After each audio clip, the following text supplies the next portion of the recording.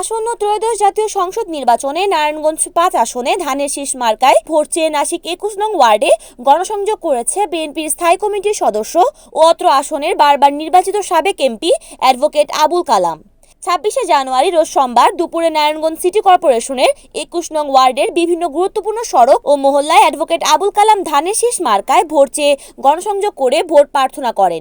এ সময় নেতাকর্মীরা তাকে ফুল দিয়ে বরণ করে নেন।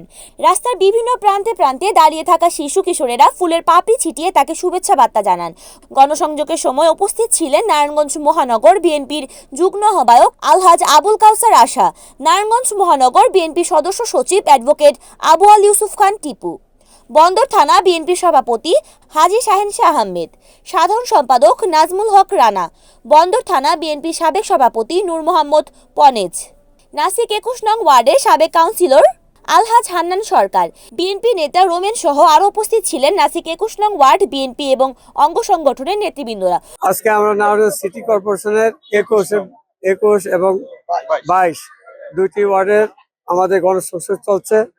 স্বতঃস্ফূর্তভাবে আমাদের এই এলাকাবাসীরা আমাদের সাথে বিভিন্ন পয়েন্টে তারা যোগদান করতেছে।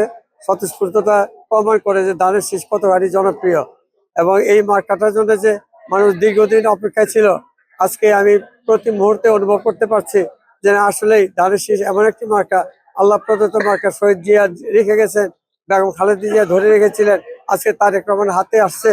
এটা আসলে স্থিতি লাভ করবে বাংলাদেশের স্বাধীনতার জন্য, এটাই প্রয়োজন।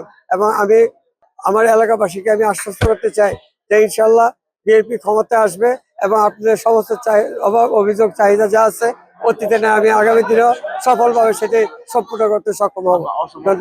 আমাদের যে দেখে যাচ্ছি যে আমি ২০০৬-তে যে অসমাপ্ত কাজ দেখে গেছি, এই গত ১৮ বছর তার মধ্যে কোনো চিহ্ন আমি খুঁজে পাচ্ছি না। যদিও প্রতিপক্ষরা বলে কোনো উন্নয়ন করে নেই, তাদের উন্নয়নের কোনো ধারাই সৃষ্টি হয়নি, কারণ তারা নবাগত, তাদের দ্বারা উন্নয়ন প্রতিযোগিতার কোনো প্রশ্নই আসে না। রিপোর্ট করেছেন মেহেদী হাসান প্রান্ত, NN টিভি, নারায়ণগঞ্জ।